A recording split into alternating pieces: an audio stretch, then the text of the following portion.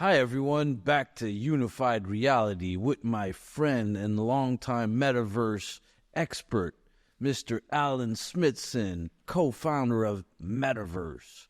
How are you, my friend? So good. Thank you so much for having me today. I'm excited. I got to see all the cool toys in this building. You guys have like rigs on rigs. It's great. Rigs on rigs on rigs. You literally have a rig in every room. I opened the door and there's like a whole other camera rig. I was like, what does this even do? So we'll get to show some of those B-rolls. So we scanned you in our latest studio, and we're going to have a little hologram of you that we'll be able to share soon. I love it. So let's get right to it. As everyone knows on this show, we are all about extended reality, which we call unified reality, because we want to unify the digital and the real world. URL plus IRL equals UR, united reality. All right, Alan, tell us a bit about your origin story and what the vision was for Metaverse. Well, I'll go back a little bit. I started DJing, making mixtapes for friends in high school, and I became a DJ. And in university, I really learned how to DJ. And after university, I got a real job for a little bit. I was a pharmaceutical rep, but I never stopped DJing. I was always DJing on the weekends. And then in 2009, my friend sent me this video of this guy DJing on a giant sheet of glass. And I was like, what the heck is this? And I found out, I did some research, and I realized that it wasn't a product. It was just somebody had made one. So I found the guy who made the software, and I ended up buying the company, or buying 51% of the company, and we brought it to market. So that was like the first thing. I was always a DJ, and then now I had a tech company building hardware and software. And so we brought that to the market. We worked with Infected Mushroom, Morgan Page, Armin van Buren. We worked with just all sorts of great artists around the world. And then in 2014, I got to try VR. Do you know a guy named Chris Milk? Of course. What was his company name? Within was the first one. Verse was the first one. Verse, yes. Yeah. And then it became Within. Yeah. And so ours is Metaverse, and they were spelled VRSE. And then remember. And he had an app, and there was also the Lightro system, the camera system. And they also did a lot of video, and they made Supernatural. Yes. So they've done a ton of stuff. So Chris Milk, this was back in the day before this was like DK1 days. I tried this VR headset I was at Curiosity Camp, which is a camp put on by Eric Schmidt from Google. And I had just finished DJing on the touchscreen. And then I tried on this VR. I was put on my head, and it was a big, giant box. If you remember the DK1, it was like I remember. Box connected to a supercomputer. And it was a 360 video of Beck on stage. And I remember I was up in the crowd looking down. I was like, oh my God, this is amazing. I was looking up, down. I was looking at the lights. I was looking around. And then he hit a button. I was standing on stage with Beck. And I had this wall, because all my whole life, I've been on stages DJing for other people. And to be able to be on a stage next to a performer looking out of the crowd, I was like, people don't get this view. Like, I've had this view my whole life, but you don't get this view. And I was like, I don't know what this magic is, but I'm all in. It's magic. That night, I was like, I'm in, I'm doing it. And you know a guy named Robert Scoble? Yes. Him and I tried it together. The the Scobalizer. Shout out to the Scobalizer. Where is he? There you go. So finally, the Apple Vision Pro's here. The Apple Vision Pro's here. It's finally here. All your evangelism has finally paid off. He told me in 2014, Apple's going to come out with VR next year. It's been next year for the last decade. I love you, Robert. Yes, we do love you, Robert. And you know us, you know Alan. So yeah, share this. And I hope Chris Milk gets to see this, because he was precipitous in me, joining this industry. And when I mean industry, there was no industry then. 2014, 2015. I just dove in. I was like, well, somebody's got to be an expert at this thing. So I wrote the world's first white paper on VR for marketing. So I wrote the VR for marketing white paper, released it in January of 2015. And it was kind of like, it was all the use cases in the world for marketing put into one document. It wasn't that much. It was, I remember reading it. Yeah. So super cool. I have been following you since back then. Yeah. And just to your point, Chris Milk did the same thing for me and Richard. Like, we joined forces. I tried it in a different way, though. It was the Google Cardboard that I got first, and I put my phone in there, and we tried it. I was like, okay, well, what can I do? And I bought a Theta. I had the Theta. I had a whole bunch of them. Theta, the first one. Rico Theta. And I put it in front of Carey Price, a hockey player here. And then we put it right away on YouTube, put it in the cardboard, showed it to him. He was like, whoa, we were like, this is the future, right? So we yeah, actually 3D printed our own camera rigs. Our us GoPro too. rigs. The blue one, right? Yeah. From what's that company? Well, I didn't print it. I bought it from them. They used to make those blue rigs. They made a 6 camera rig and like a 13 camera rig or something. Yeah. 11 or 13. We had the 11 one. So We had I both, and we got rid of the 11. We're like, this is too complicated. too You much. just stitch every frame together. Pano, what was it? K-Pano or K-Pano whatever or we used to something, I think, use? yeah. Same thing. So now when someone pulls out a Insta360 And it's 8K, and you're like, oh, that's I'm like, nice. dude, we went through like the struggle for that to work. It was hard back then to do. And for me, VR was 360 because I didn't know any better. And the first thing we ever filmed with the printed 3D printed rig was the Groove Cruise, which is a floating festival, EDM festival. I think I've seen this. My buddy owns it. My buddy Jason, shout out to Jay. He owns the cruise and has been running it for almost 20 years, or 20 years now, 21 years. And so we were on the cruise and we filmed everything with that. Like we just went around and filmed stages, and Data Life was playing. So we filmed Data Life, throwing bananas around, and they had a pillow fight, the world's largest pillow fight. And it was like, imagine everybody in the theater of a cruise ship, like 1,500 people tearing apart feather pillows. That's funny. It was bedlam. It was so cool. That's so cool. We have all of that footage, and it never went anywhere because it was just so hard to deal with it. Right? Where do you distribute it? Even today, like, yes, you have YouTube VR, but how do you really monetize a 360? There was a company called VR 360, and they were going to be the YouTube of VR. And I was like, well, I think YouTube's going to be the YouTube of VR. Okay, well, that was us. Was it you? Yeah. As soon as I was like... So that was Rodrigo, which he's still on our team. He was the chief evangelist for that product. It was called 360 VR. 360 VR, that's the one. This was 2014-ish. And then we got hired by Samsung to create Samsung VR with them. So we kind of let go of that. And then it became something else. And now there's something else launching, which is the same product, but super updated. Just like you cool. keep updating the product. Course. This time we kind of changed names. I'm going to show it to you.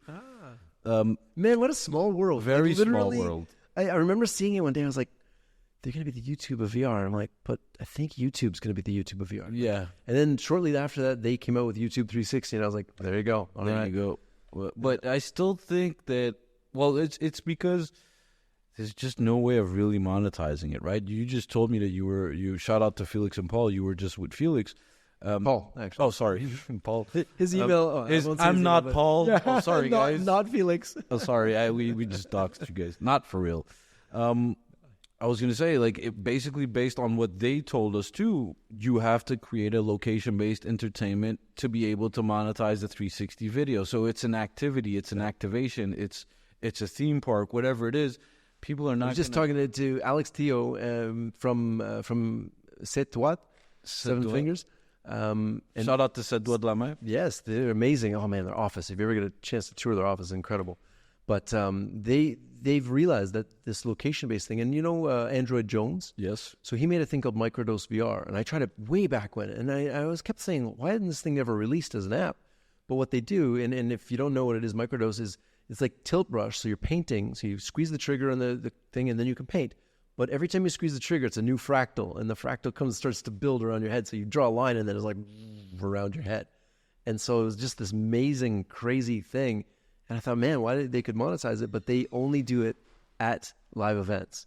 And I think that keeps it super special because there's only a few people that get to try it at once. And it's not this mass market thing that, it's just an app you buy for 99 cents or something. It's I feel like what you're saying is totally on point because basically it's experiential, right? Yeah. And experiential has that value. It does. Unless you're like a big brand that you want to really be everywhere. If you want to be niche and exclusive, it's a good way of keeping that tight.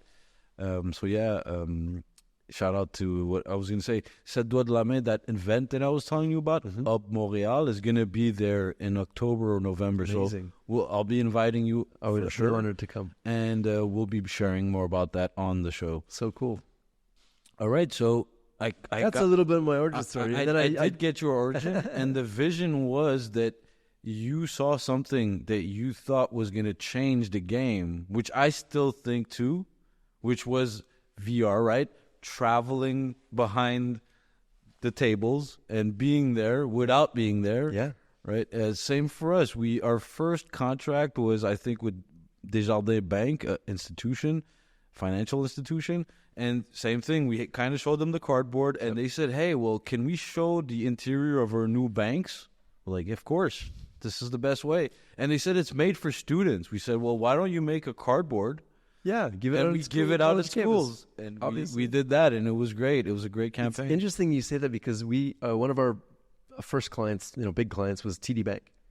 That's funny. And man. we did Matterport tours for them. Isn't that crazy? New branch. We kind of did the same thing. You were in Toronto, we're in Montreal, and we're kind of doing the same. It's a very, very intertwined path because there's only so many companies that had enough money to do it, that had enough risk tolerance, and and had a use case for it. Crazy enough, I would say. Crazy enough.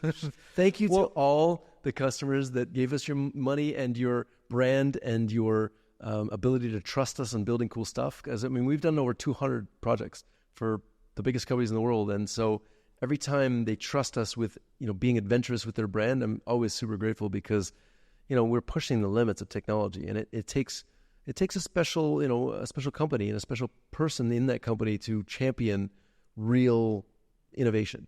And I hope that we can continue these great partnerships with corporations because it's good for them to be on the cutting edge of technology. Maybe it's not as profitable yet, but it really does show that they care about innovation. Yeah, and I think that the profitability might not be in the dollars and cents, but more on the brand, right?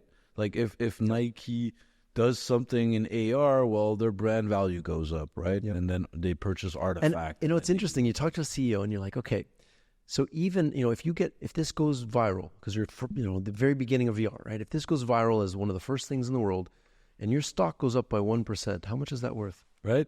And it wasn't your sales; it was your stock. How much is that worth if your stock goes up by 1 point? And you're like, a lot. It's a lot. Yeah, way more than the couple $100,000 you spent on the project. You mentioned Matterport.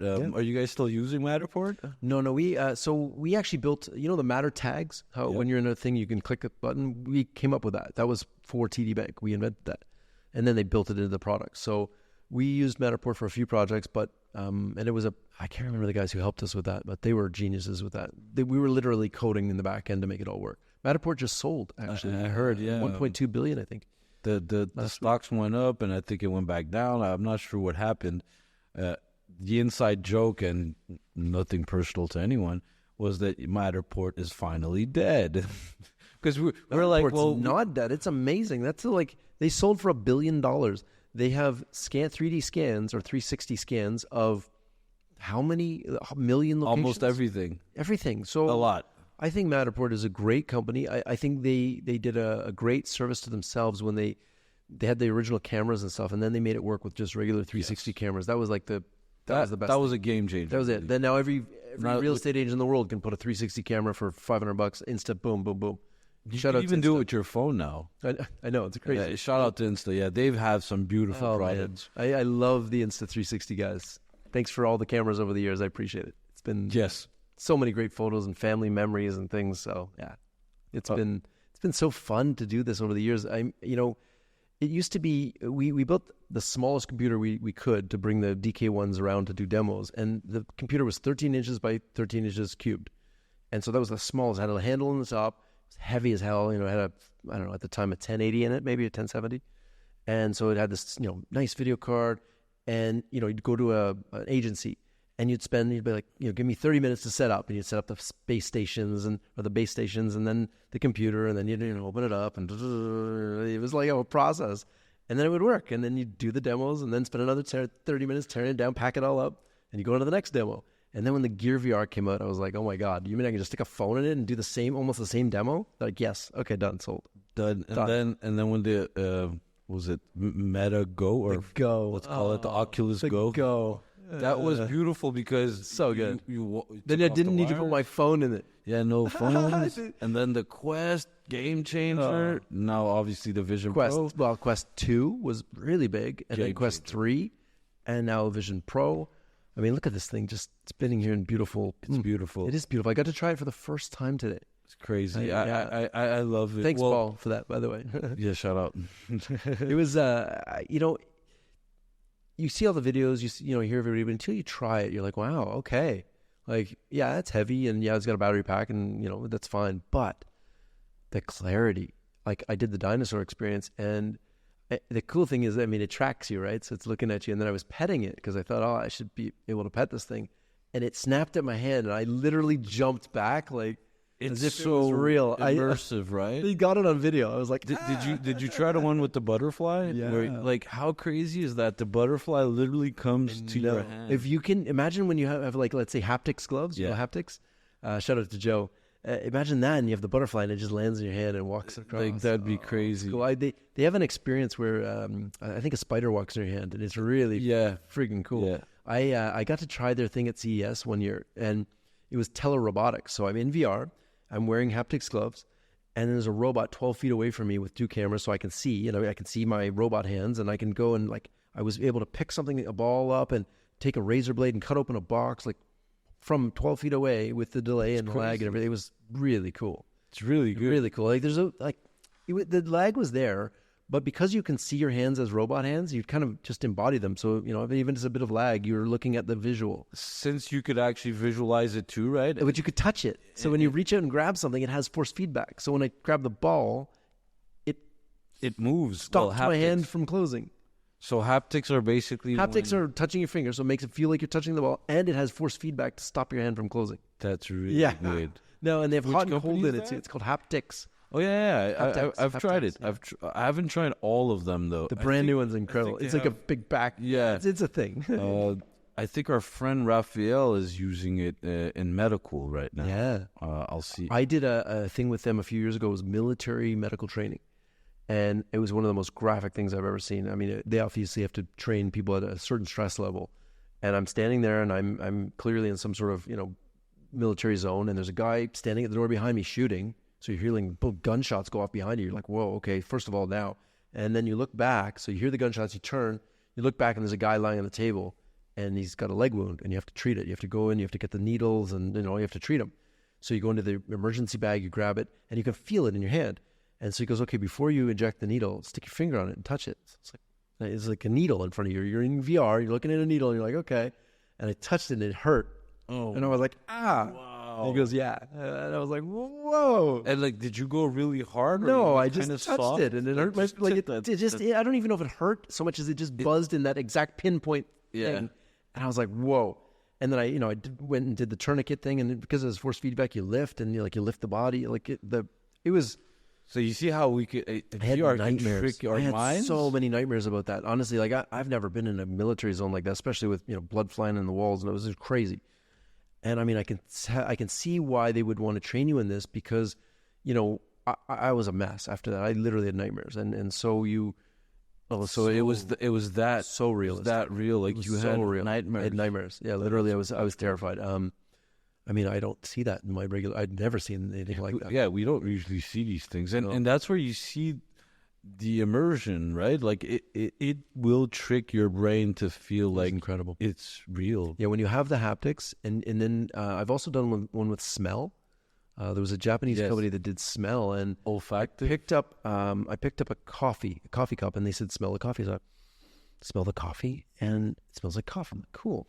Was it the add-on in front of the It was headset? something on the headset, but this was years ago. It was like SVVR in 2015 or 16. I think I remember seeing the Japanese picture. guy in the corner. I didn't go to it, but I saw It the was picture. incredible. So I smelled the coffee, and I was like, okay. And then he says, pick up the chocolate. So I pick up the chocolate, and I smelled it, and it smelled like chocolate, but like still had a scent of coffee. And I was like, okay, it maybe didn't dissipate.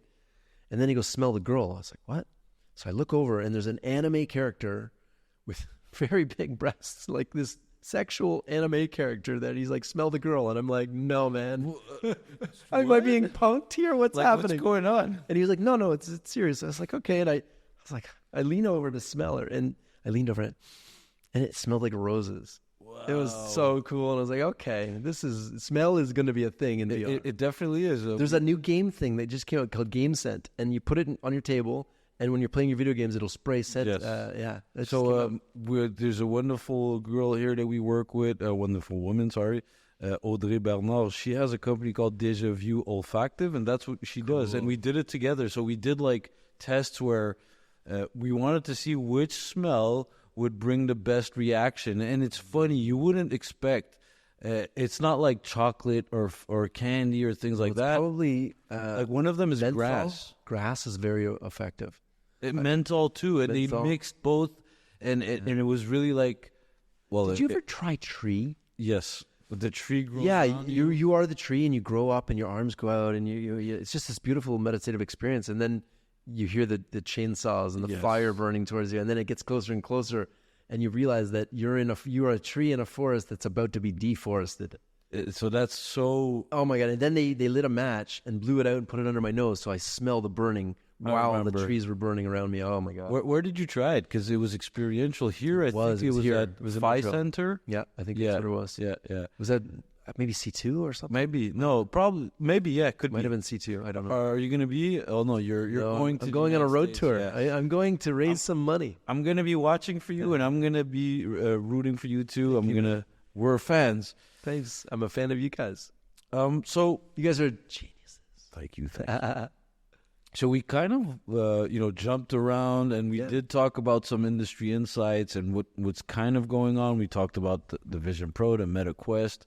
Is there anything right now that really stands out to you that's really interesting, whether it's VR or AR, something that really stands out? Like for me, I would say the Vision Pro is, let's say, this year's big announcement. What would you say in the last, let's say, 12 months? What have you seen that made you say, wow, that's crazy? I think it's a lot. It's like a combination of all the things at once. So what my prediction is that we're going to hit like 100 million headsets being regularly used by 2027. Regularly meaning more than once a week. Because right now there's lots of headsets that don't get used. So I think we're going to, slowly start to see more and more content. The Apple Vision Pro will get better, lighter, faster, cheaper, and Oculus will get better, lighter, faster, cheaper. Pico's got, Pico 4, Pico 5 is coming out. So, the hardware problem is being solved. The content problem is still a problem. And then one of the things that we're trying to solve for is how do we make content creation easier? Because the biggest barrier, I did a podcast called XR for Business. We did 150 episodes. We wrote countless white papers and articles on the subject of XR in business. And one of the biggest challenges that I saw in the whole industry was content creation is hard. Learning Unity, just to turn it on, just to install Unity it's hard. It's not, not everybody can just jump in. It's not like jumping in Canva. You open a web browser and say, I want to make a poster, and there's like 5,000 posters. You can pick a template and go. That's what we want to do. We want to create a 3D game engine that allows anybody using, AI tools and simple, drag and drop tools to be able to build a virtual world that they can meet up in. They can maybe host a course. They can create a training manual, whatever, but do it super fast and deliver it to all devices instantly. One of the biggest problems is when you build with a traditional game engine, you're building for an iOS version, then you build an Android version, then you build a Windows version, then you build a Mac version, then you build a VR version, then you build maybe an AR version. Well, that's crazy. Because now you have all these code bases to take care of. And then, of course, you've got to push them to the App Store. You got to wait for a couple of days, wait for it approved, especially if you're on a deadline. It never gets approved on time. You're like, this thing has to launch March 1st for the launch. And you're like, yeah. Especially the Meta store. Oh, my God. All of the stores, they're all the same. So the open web, to me, was like, our clients kept saying, do we need an app? And we're like, yeah, you need an app. But then it was like, what if we didn't need an app and it was easy to make? That was our thesis with Metaverse. So we actually had our own accelerator called XR Ignite. And we had a bunch of companies apply there, and we ended up finding partners that had built some really cool technology called Cherry 3D. And shout out to those guys. They did a really good job at building this kind of core technology. They started from the rendering core, and they built everything from scratch. So now we've incorporated. Now it's the Metaverse engine. And the interesting thing is now we can take an OBJ, an FBX, a DAE file, a Collada file, whatever, drop it in. You can put it whatever. You can add text. We have a full HTML editor as well, CSS editor. So you can do that. So we have and it's JavaScript. So you can program to your heart's content. You can connect to anything on the web. So business intelligence tools, order management, whatever it is you want, you can connect it. And it's cloud agnostic, so you can host on any cloud. And it's also browser agnostic, so you can publish to any browser, any device, one click. And so we've already kind of overcome a lot of the challenges. The next phase is how do we now make it so that it's not just for professionals? Because we've got the professional thing down. There's people building, we work for Samsung and Siemens Healthineers and Microsoft and MasterCard, and we have big clients. We're using this technology at scale. And so now it's like, how do we let everybody be at that professional level? Because not everybody needs to build 1,000-step training process. Maybe they just want to build a room that they can walk around with their friends and meet and decorate. Or maybe e-commerce. Questions for you. Yeah, we're building a mall too. That's cool. Yes, the mall. I did see that pass by, so I'll talk about it. So if I understand correctly, Metaverse, your mission is to democratize creation. Yeah. Right? Our vision is to be the de facto standard for spatial website creation. And these experiences that someone like me or my agency or some of my, some partners, creators, let's say, they would create assets or experiences with Metaverse, and they could roll it out then to the web, right? Correct? Yeah, you can put it on any website. You can host it on any, for example, some of our bigger clients, they host it on their own cloud infrastructures because they don't want the data being shared. So it's fine. It works.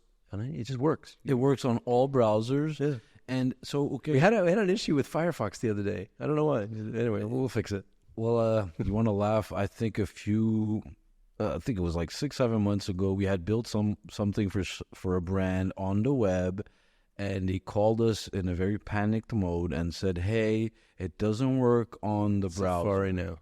Well, no, listen to this. They were on Explorer.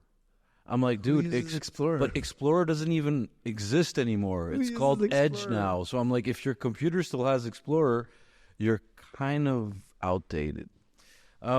Okay, so yeah, that didn't want to be. I had a client. I won't say which client, but we were very adamant. This was like the first web AR project for a corporation ever.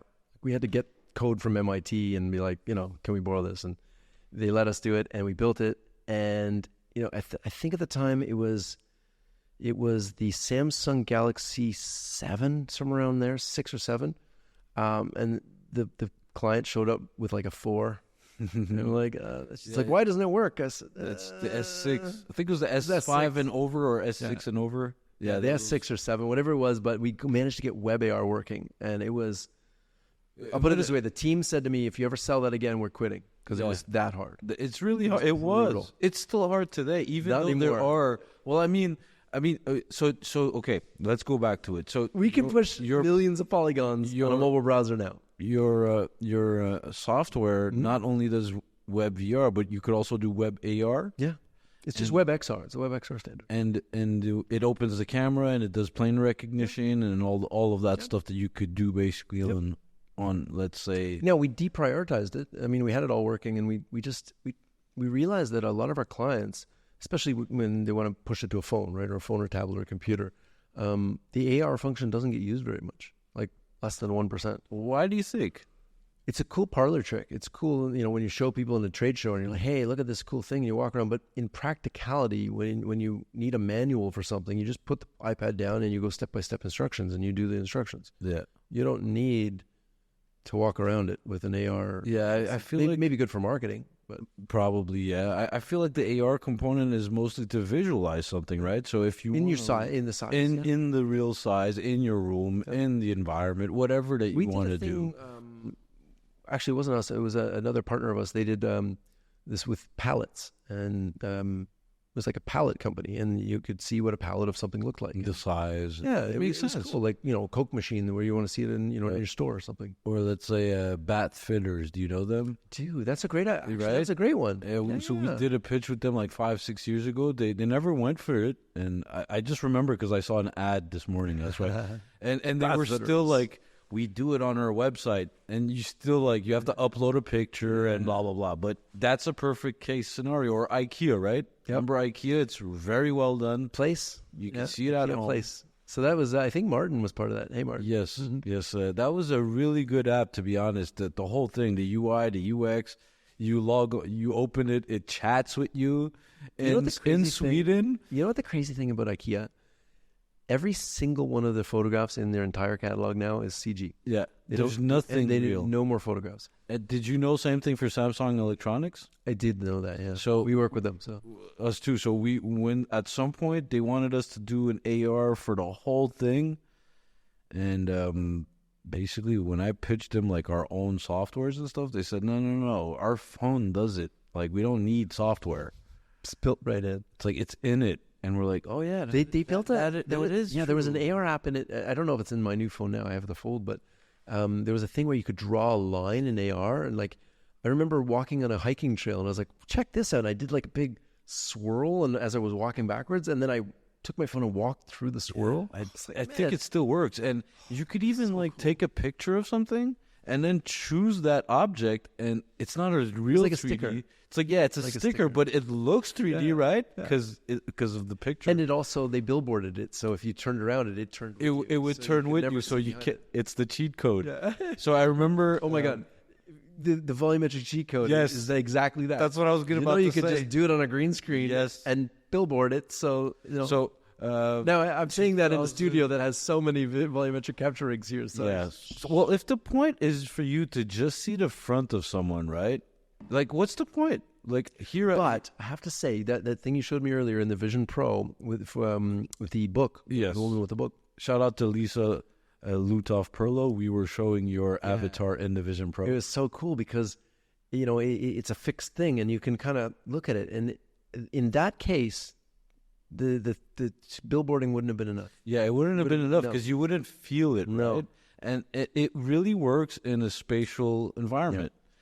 And we're thinking, imagine a stage and you have like a concert going on, and it's like your break, right? I have all these screens and I'm working, and then I have this mini stage here. Yeah. As I look at it, they start performing. It doesn't even have to be a stage. It could be just a cool piece of art that just spins around. Like I want to have my screens here, and then I want to have like I don't know, maybe a platform that hovers that has just cool art that changes every, maybe it's an NFT art or very cool art that kind of goes through. And I don't know, the dial thing. That's amazing. The dial on the Vision Pro dials you in and out of reality. So we're used to headsets, right? Like we never thought of it like that. But like a regular person that tries it, they're like, "Oh, well, that's cool." I'm like, "Dude, you don't understand. It just what the it's like we went from VR to AR with like a dial and it has like a transition effect. Like the opacity goes down, like, and then if somebody stands in front of you, it fades just them out so you can talk to them. It's like genius. I was like, "Oh man, this is some you can't Apple even stuff." You're just like, that's Apple level stuff. That's Apple. Yeah, good. God bless them. Yes. But now that the cat's out of the bag, once you see those things, you can of course I'm putting a dial for this on every headset ever from now. Well, it was kind of obvious. But you can put it on the left so that you don't. Honestly, like that feature. Yes. So cool. Well, I would say the only complaint that I really have is that it's a bit expensive, but knowing it's a what's dev in kit. there. How much was the how much is it? $3,500? 35. Okay, how much was the HoloLens? $5,000. Yeah, when it came out, I have one. Yeah, HoloLens 2 was $3,500. I used it, but HoloLens 2 was $3,500. Magic Leap was $3,500. Yes. So for a developer, even DK1 was what, $500? Yes. But I mean, it's not the same thing. It's not. No, and DK1 honestly, looks like a cardboard box compared to this. Yes. And to be honest with you, there's an M2 chip in there. There's R1. There's two chips. There's the two chips. The spatial one and the camera one. Yeah. And you see that it makes the whole difference when you watch, like when you look at the Meta Quest 3. I love the Meta Quest 3, but the quality and the difference in quality is day and night. It is. Now the Quest 3 is good because now it's meant for VR games. Mm-hmm. And this, I don't know that you want to play VR games. No, you don't have games. You can't do multi-user with it. Not right now. But also, it doesn't come with controllers. So no controllers, so no haptics. I don't know. There's trade-offs. Somebody's going to make controllers for this, for sure. They're going to be little tiny cool bullets. I was thinking they should do it themselves. We'll see. Let's see. We'll see. Maybe that's against their kind of thing, simplistic. Because they want to, I'm guessing, they want to use the AI and the machine learning of the hands. They want to use our data to make it better. Because it's the minority report, right? Now, just any household that has this, and if you have a phone, and your phones all have LiDAR on them now, I predicted maybe 6-7 years ago. I said whoever comes up with a game where you take your phone and you're chasing Pokemons around and doing this motion, and you're literally like 3D scanning a space, and then that 3D scan data gets held, and then because Google has a map of the entire outside world for sure, but nobody has a map of the entire inside world. Matterport has a pretty good start, but not a map of the inside world. So I was at Google a few years ago, and they were saying they could do it, triangulate it with the Wi-Fi, this, that. But what you said is very key. Just And make them chase people and give them points for chasing. you want to people. laugh? You know the CMF, the Canadian Media Fund. Of course. I'd say 6-7 years ago, I proposed a game just after Pokemon Go. I proposed a game to them, and it was called War of the Worlds because the IP was now available to everyone, and I could use it. Well, it's been a while, and I wanted to make a War of the Worlds AR game. Cool. Where I forget the name and the character, but I wanted to use the actual writer as one of the characters. He appears, and he tells you, hey, there's these monsters coming from space, and you have to scan your phone, your room. And you know what the CMF told me? They would said, this is the most stupid thing we ever heard of. Why would someone scan their room? What are you going to do with that data? And when I said, this is what I want to do, they laughed at me. And I swear to you, like, how many apps do we know do that right now? Well, I mean, anyways, Snapchat is probably the number one AR company in the world. I would say. People don't talk about it at all. Yeah. But, I mean, did you try their AR glass before Yes. they killed them off? They'll come back for sure. But they were great. The battery lasted like 30 minutes. But, man, they were cool for those 30 minutes. Yes. And the fact that it was just so easy to make. They already have the Snap Studio. They've done 1 trillion or more snaps now. Way more now. It's crazy. The trillion number was a few years ago. So, imagine. It's crazy. They've done more AR than anybody combined. Out there. Everybody combined. I would want to see what the stats are for TikTok and IG with the filters, right? Because they have AR. Lots of people don't know that that's AR, right? That's how it should be. You shouldn't know it's AR. It's just exactly. But that's when you know it works. Yeah. It's like, what is? It's something I'm just doing. It's not augmented reality. No, it's just part of my phone. I love that. We're getting to that point where, like, remember when you started and you had the Samsung VR, and you went to a bar or some public place with that thing, and you put it on one person. There was a lineup of people waiting to try it. They're like, oh my God, this is amazing. But now VR is part of who we are. It's kind of like the Metaverse term, right? Like, nobody had ever heard of the Metaverse. We called our company that in 2016, fortuitously, but nobody had ever heard of the Metaverse. And then Mark Zuckerberg calls the company Meta, says we're all in the Metaverse, and all of a sudden, boom, the world's like peak Metaverse. And then it went into the trough of disillusionment, like all technologies do, and AI is next. But it was this kind of like hype wave. But now that word metaverse is in the human lexicon.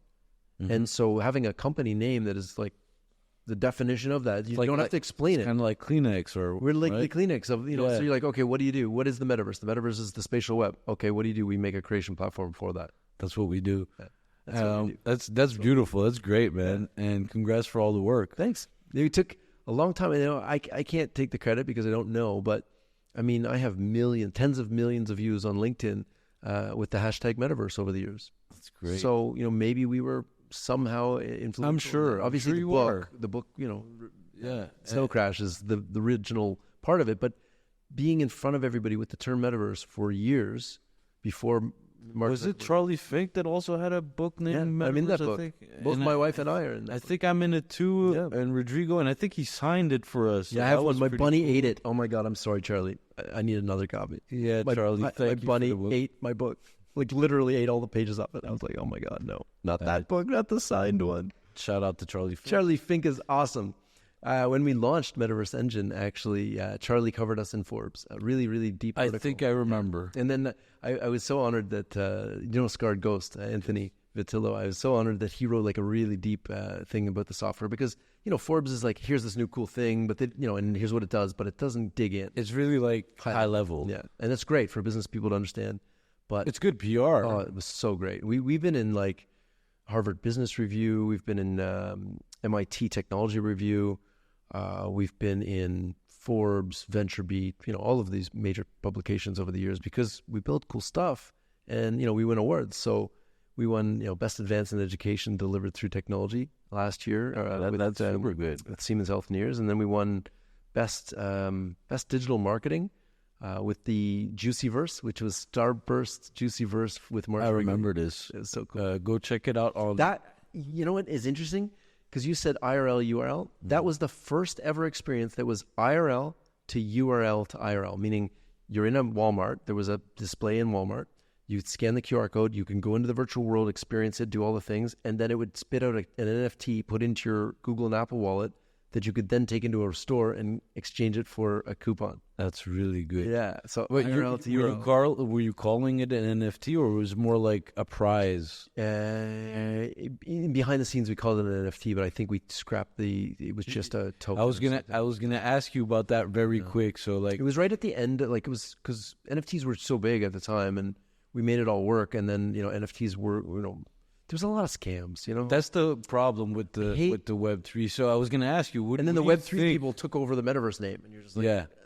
Right? Come on, guys. So what do you think of that word Web3? Like, is it just a hype? Is it just something that could describe a whole category? Like, what is Web3, right? Okay, Web3 to me is, so Web 1 is you could read the internet or consume it. Web 2, which is where we, social media and everything, you could read, write, meaning you could now read the content or absorb it or create it, through Instagram and social media and stuff. Web 3 is you can read, write, and own. And I think the ownership of digital assets is something that we never had before. And I think it's, the promise of being an artist that could create a piece of art that's validated by a blockchain, that I, as an artist, could take a percentage of subsequent sales, was very interesting to artists. And I like that. It's still very interesting. And I don't think that's going away. I do think it got super hyped. And I watched what happened with the ICO craze in 2016-17. And people got like super rich. They're like, oh my God, I minted a coin. And, you're like, what do your coin do? It's like nothing. It does nothing, but I'm rich now. And then it all crashed and everybody got broke. And it was like overnight.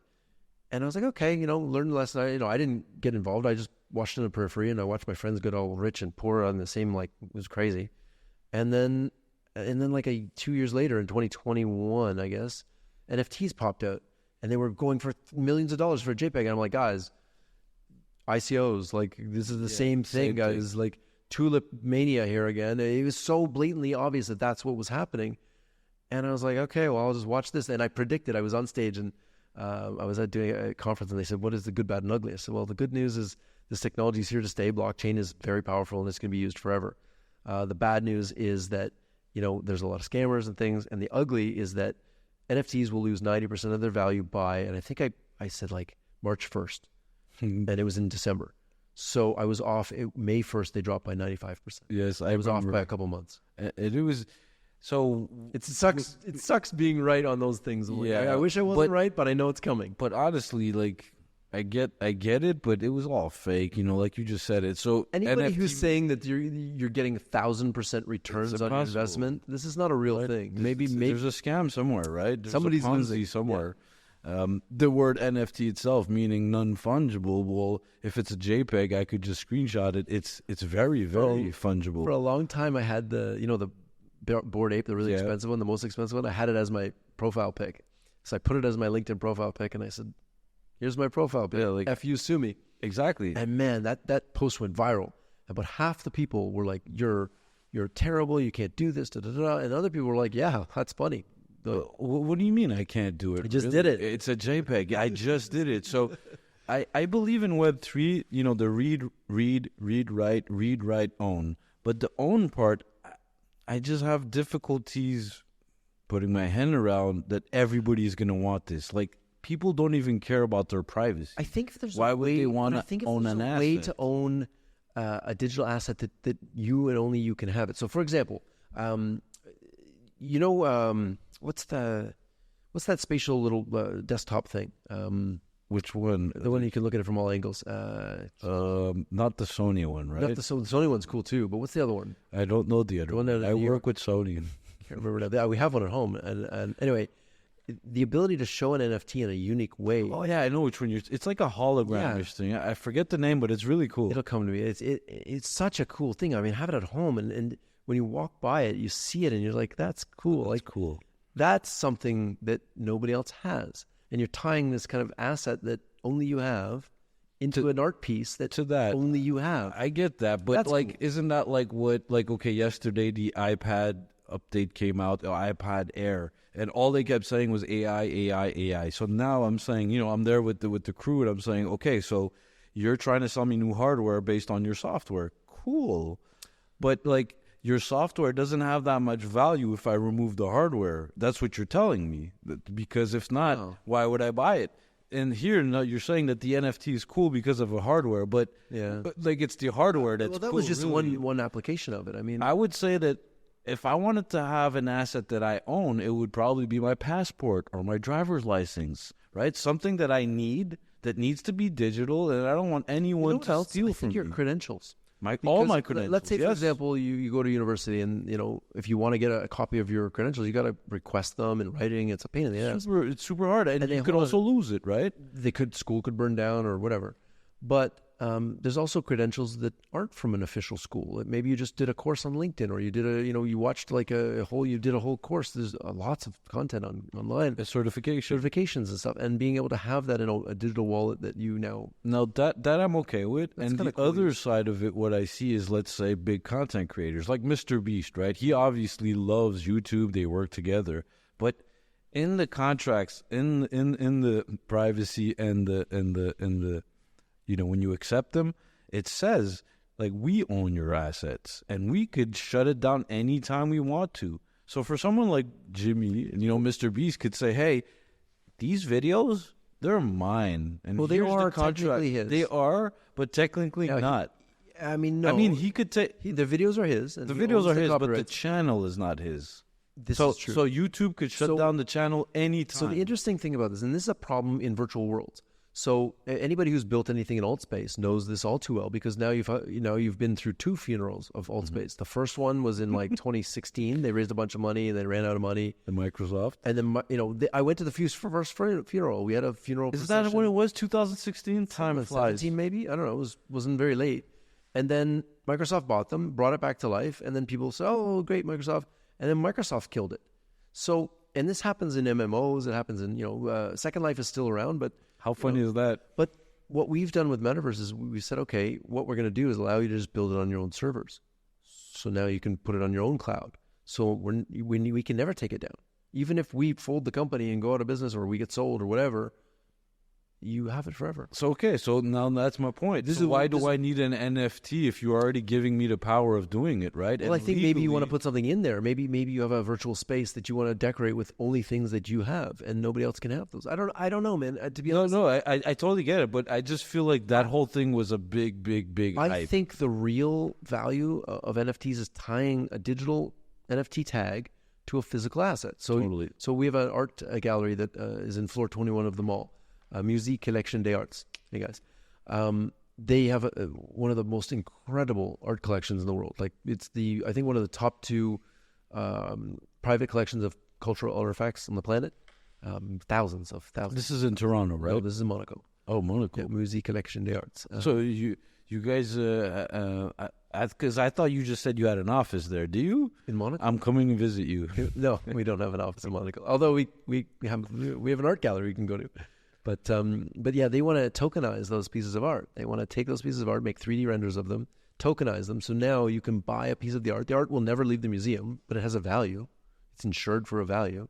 And so now you can have a tradable asset that never has to leave. That totally makes sense to me. And it gives you a couple things. One, it gives you ownership, fractional ownership of it, which you can buy, trade, sell. And it's easy to manage. You free access to the museum, so you can go at any time. You and your friends can go and see your piece of art.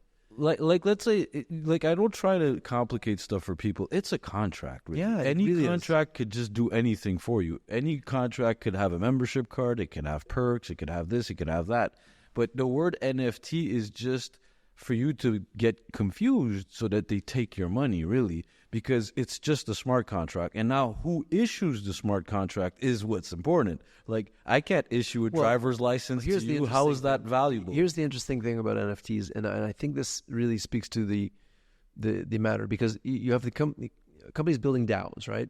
Distributed autonomous organizations, and NFTs and these things. And so they're supposed to be completely based on a contract, like a software contract.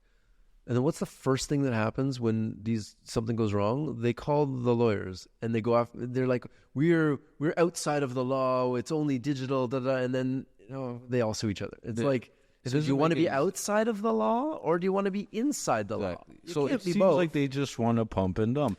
Well, there was a lot of that, and this is why we never got involved in any of it. But we partnered with a company called Hedera. Hedera is a layer 1 blockchain. It's actually a hash graph, not a blockchain, but it works in very similar ways. It builds a graph of ongoing chains. I get it. Yeah, it does the hash first, and then Exactly. It's just way more efficient. Yeah. They were proof of stake before it was even a thing, so they had zero environmental damage. They had fixed gas fees, so it's 0.0001 cents per transaction. No gas fees. But they're doing tracking pharmaceuticals, tracking ingredients. That's another funny point you just said. Business and enterprise things, and so they're like the enterprise blockchain, and we're like, yeah, those guys. We'll work with them because all our clients are enterprises, and we're like, these guys know how to deal. They know about SOC 2. They know about compliance. They know, you go to Solana and it's like, hey, NFT party, let's go on a yacht and have a, and you're like, but my clients are not going to like this. They're not going to like it at all. So we partnered with Hedera, and we're part of their Metaverse fund as well. We worked with Polygon, but I'm still not convinced, right? Just this word that you just said, right? Gas fees. Like, stop lying to people. It's called hosting fees. It's called bandwidth. Mm-hmm. What are you talking about? Gas fees. This is just. But how does it go up? How does it go up randomly? Because if you have a bunch of people using the same node, just like on AWS, no sense. It doesn't. This is why we went with Hedera. We're like, Hedera is the shit. But why would I go backwards, right? You're telling me that I have to pay gas fees because your servers are not connected properly, but I'm on GPC or I'm on AWS. And I've got a Kubernetes set up so that it goes in It goes CDN. I have the lowest prices everywhere. I know exactly what's going on, and I don't call it a gas fee. I call it hosting. Well, I Cloud mean, services. Hey. Right. There's been a lot of scams. Yes. Let's turn the page. I went to Consensus, which is like there's a big difference between the NFT community, which is mostly artists and things. And I think for the vast majority of the NFT community, they're not scammers. They're just artists trying to make a living. I believe so. And I went to NFT in New York. It was great. Just a really cool culture. And then I went to Consensus, which is the crypto. And it's like crypto bro culture. Like, they only want money. They don't care about art. They don't care about anything. They only want to make money. And I mean, you see it. Yeah. So there's a crossover, and they're like, oh, that's dirty. Yes. So not to bad mouth. Nothing wrong with making money, but not from scamming. Not like that. No. Not like that. Me, I didn't even want to say it to them. I don't really respect people that scam people, right? What I do respect is artists and artists that wanted to monetize and want to own their assets. This, I believe, is the route, but it's not something for everyone. It's for artists, right? Like, my dad won't use smart contracts unless he has to for his driver's license, or let's say it's a great use case. But you and me would probably have NFTs. Like, if we like, we own some, but I mean, in the future it might not be Polygon or what was the one that you used? Hedera, or let's say Ethereum or any of these. It might be something that was issued by the government, like a CBDC, and then I hope not, because it's the control, but that's what we're seeing. It's going towards where the governments want to have their central banks with their digital I think they token. only care about the money. Yeah, of course. They don't care about the control NFTs. and money. Yeah. And the NFT would be like your driver's license. Yeah, I think that's actually not a bad idea. I mean, my vision is to use these technologies to build a new education system, to build a completely new learning system that's focused on personal growth and success principles rather than hard skills. So we're not teaching math and science and arithmetic and geography and all these more things. like behavior. Yeah. So the things that are kind of offshore to your parents, like the school's like, no, empathy, parents, financial planning, parents, gratitude, parents, deep breathing, definitely not even the parents. So it was like all these things that I learned later in life, like deep breathing exercises. Like, nobody taught me that. Why not? Gratitude journal, just writing down what you're grateful for every day changes your life. Why don't we do that before, you have the announcements in the morning? Right. Now everybody sit down and write 3 things you're grateful for. Done. Now do 10 jumping jacks and 30 push-ups. Now you've set yourself up for a successful day. And you feel better. So we're going to encourage that by giving points every time you do it. So gamified. We're going to gamify success principle learning. So have you heard this? Probably you've heard it. Serious games, they call them. So right. And in Calgary, right? Yes. Yeah. But it became a category now. So I go to universities sometimes and they tell me, they're like, hey, we want to build a serious game. So that's kind of what you want to go, So right? that's why we did all the learning stuff with like Siemens and stuff. So we've been focused on like how does this affect like huge enterprises? Let them do our help with our R&D because it was expensive to figure all this stuff out. And now that we have all that, now we can bring it to the masses. And so our goal is to build. We're calling it the 6 castles of knowledge is the curriculum, and you like have that. perseverance, creative problem solving. You have environmental sustainability, economic responsibility, social impact, and so you have all of these things together. There's a whole curriculum around it, and it encourages you to do these things. So the first 10 days, you get 1 point. After that, you go 10 days. After 10 days, you get 2 points for every each thing you do. And then after 30 days, you get 3 points. So it goes up. It's like streaks. Is this available right now? Like no, I'm raising capital for it right now. Okay, so this is what you're working on, right? Yeah. So this is the new. upcoming. Hopefully, we'll see it soon. Very soon. So we have 60 mentors signed up as of today. By the end of the month, we'll have 100 mentors, and we'll be announcing the mentors and the program to the world. That's beautiful. Yeah, it's this is going to be fully in 3D. So or is it like mixed media? Mixed media. Right. So that makes sense. The 3D part is a virtual campus that you can, and we have this AI that does matchmaking. So matchmaking from anywhere in the world. So let's say, for example, you like, it goes into your social media and checks it out and says, okay, you like robotics, French food, and dogs. And here's somebody on the other side of the world that has 5 or 6 points that are similar to you, and they matches you, and then you go into the virtual world as your avatar, and you have a conversation in any language you want, and it real time translates. So you now you have a friend somewhere in the world that you've never met before that you can meet and have a conversation with because you now have 5 things in common that we found through this algorithm. And then our whole idea is to encourage success principles. So, gratitude, positivity, deep breathing, goal setting, these types of things, but also encourage innovation, entrepreneurship, starting little companies, figuring out what the challenges are in the world and solving them. And then we'll double down and we'll help kids invest in those. We'll put teams around them, build the companies. Some will fail, most will fail. It's fine. Failure is part of learning. Of course. We just don't teach that in school. We don't. But the next phase of it is, okay, when the ones that are really successful, they become, the company owns a percentage of this. It's like a giant Techstars or Y Combinator. But the kicker is, once you do your daily things every day and you earn a certain number of points, when you hit we haven't set the number, but let's say 100,000 points, you get an equity token. And it is an NFT, but it is soul bound. You get it. It is yours forever. You cannot buy it, sell it, trade it. It's yours. And it will pay you dividends for your life. That's great. Based on the success of the company. If the company's unsuccessful, it doesn't pay, but network effects matter. So just for the crowd, soul bound means it's bound to your soul. It doesn't take your soul or anything. It just means that when you get the NFT or the token, you can't exchange it anymore. No, so it's yours for life. Yep. 2 things that I want to finish. And it's off equity, with. so they actually own the company. They own equity of the company, and they're the part of the governance. How much equity is it? Do we kind of know? Well, it'll vary because it'll vary as more based on the tokens, or but the value of the company will go up because it's network effects, right? So if you have 10,000 people that are equity token holders, and then you have 100,000, and they're all working together, building this company stronger, and they have 1 million. Network effects matter. Effect. Yeah. So in this beautiful. case, everybody wins when the company does well. So whenever this is ready to launch or to there's a website now. Please, what is the website? Unlimitedawesome.com. Unlimitedawesome.com. I will be checking it out. Yeah, you can sign up. You can register for students, mentors, and by the way, Alan is actually raising right now. So anyone that wants to raise, please go on Alan's LinkedIn as soon as you can. Yeah. We're going to we're just closing the seed round for that. Actually, it was very quick. Can you disclose it, or it's still undisclosed for now? We'll make our first announcements in June. Well, I'm congratulating you in advance. Thank you. It's really exciting. It's I started working on it full time in March. March 1st, I took a step out of Metaverse, and Julie's working on Metaverse. But I took a step back. Okay, so now you're fully in. Well, no, because I have to. Oh no, obviously you're CEO. I'm not going co-founder. to take away my eye off the prize, but I'm thinking that this is something that humanity needs, because in the next 5 years, right now we have GPT-4.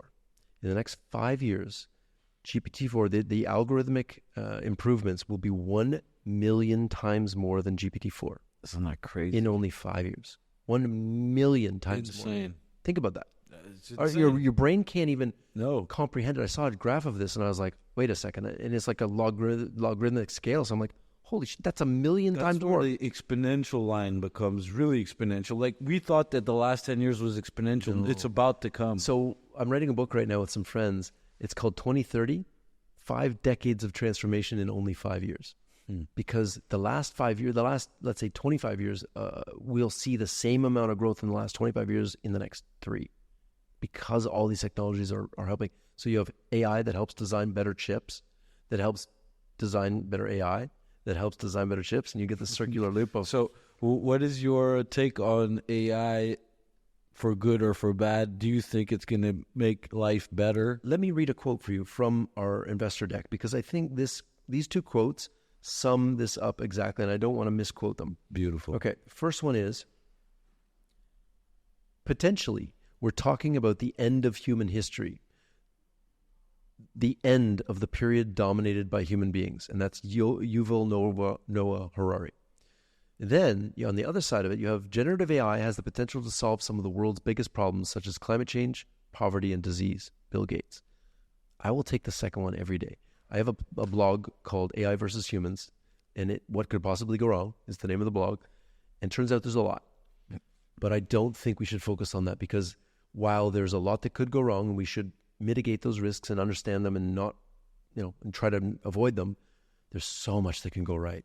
We are literally at a point in time where we can create abundance for every human on this planet. And if we have a little bit better distribution, it's like a Star Trek world is coming for us. Or we could fuck it up and we have Star Wars world. Yeah, I totally agree with you that it could go one way or the other. I think Please bleep me out on that one.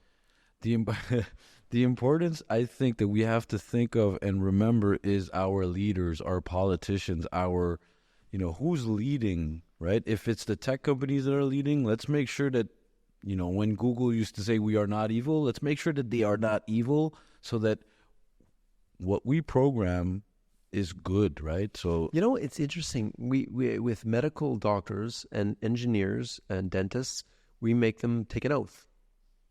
And a doctor maybe impacts, I don't know, 1,000 people in a year, maybe 10,000, I don't know, but not a lot compared to a software engineer. That's such a good point. And we don't make software engineers do oaths. That is such a good point. Why not? Because they impact so many more people. Right? One software so piece Alphabet, Meta, NVIDIA, guys, I probably missed a software few. Code of ethics or Yes. oath of ethics, I think, is do no harm is probably the right thing here. Too. Yeah, I agree. And I want to kind of finish it off, but one last thing that I wanted to say for education is I kind of connect with the passion that you have there too. I've always wanted to teach. Our associates have charities. We work with the youth. What I've been trying to do with volumetric capturing at our studios is to capture humans that look real, so that I could bring them into these the metaverse, let's call it, where other people could learn from them, right? And I feel like that's where I've been working a lot, and I think that's where we could really extend our connections, right? Bringing our assets into your software and going back and forth and seeing how we could make all of this better. That's why we started this stuff. I didn't start this to I didn't even know what product to make. All I knew is we're going to make a product, we're going to find out what the world needs. And then we eventually said, okay, well, making content's hard. We want to make a content tool, and then it has to be web-based. That was kind of the gist of it. And then we built it, and now we have a really, really great tool for creating 3D and spatial websites and apps, and that's beautiful. I say app, but we don't need an app anymore. It's all in the browser. It's all in the browser. Yeah. So everyone that's out there that's a 3D creator or you want to be a 3D creator, please check out Metavrse. Metavrse.com. And it's trademarked. Yeah, we just got the trademark. Yeah, congratulations. Thanks. Yes, that's beautiful. That was hard. We applied for the trademark 1 month before Meta changed the name. Wow. Yeah. We knew it was coming, so we're like, we better apply for this now. Wow, that's great, man. Congrats on that. Thanks. So on the finishing up notes, I'm going to ask you for just something simple, because you're an entrepreneur, I'm an entrepreneur. We love to help entrepreneurs. So I'd like to tell me very quick kind of what your leadership philosophy is, and from there, what advice you would have for upcoming entrepreneurs. And the leadership part is kind of hard, I know. No, just give me a second.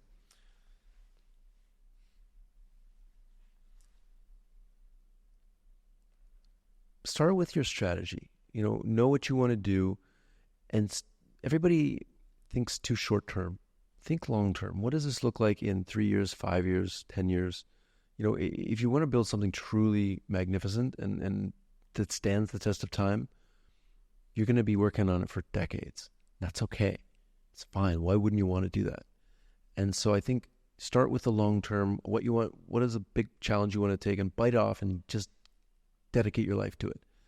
And it's less about the product that you build, but more about the solution to the problem that you're trying to solve. For me, the problem was, how do we prepare humanity for a post-AGI world? And I couldn't find an answer, so I'm building one. And so start with a big problem, keep going, and just never give up on it. So that's one thing. The second thing is, once you have your strategy and your plan and your kind of long-term metrics, work backwards on what do we need to do today to do that. But then surround yourself with the smartest people you can possibly find, people that are way smarter than you in everything that they do. Show them the vision and let them work. Stay out of their way. Simple. And have dashboards for everything so you can measure progress, be data-driven. And, here's a really just a practical tip. Whatever budget you put on paper, you're going to need, you're going to sell half as much as you think, and you're going to need 3 times as much capital. So when you finally get that spreadsheet looking great, just half the amount of money you think you'll make, and triple the amount of money you think you'll need. And that's about you'll be about right there. I think you're kind of right on that. It's not. We made not a perfect rule, but it's right, pretty it's close. Kind of, we always overestimate our sales and underestimate the costs. Triple the costs, half the sales, and you'll be pretty bang on. That was beautiful, Alan. Is there any shout outs that you want to do, or some websites you want us to go check out? Unlimitedawesome.com, metaverse.com. Those are that's my 2 babies. But I also want to say thank you to Julie, my wife and partner. We've been on this journey for forever. We've been working together for 22 years now. But with Metaverse, it's been 8 years, and we're just starting to kick off Unlimited Awesome now. And I love you, and I'm proud of you. Julie is also the founder and chair of XR Women, the largest group of women in virtual augmented mixed reality. They've done, as of today, it's like 170 shows. Wow. Yeah, every Wednesday they meet from noon Eastern in a virtual world. So they've been in virtual worlds meeting 170 meetings. Wow. Yeah, and shout out to you, Julie. That's a lot of work. And so much work. And Karen and Sophia for putting that together. The whole XR Women crew, they're 850 people now. I've seen it. I'm on your newsletter, so I do listen to it and I follow it. Yeah. It's a beautiful group, and it really is. I wish you the best, you and your wife, Metavrse, and your new company that we're going to hear about very soon. We want to see it, and we want to touch it, we want to play with it. Great. And we also want to, anytime you're in Montreal, you are welcome here, and Florida as well. I can't wait. Studio. Fort Lauderdale. Yes. All right, we're doing it. Anytime. Amazing. Thank you very much, my friend. Thank you. Thank you for having me. Thank you. We will see you soon. Take care, everyone.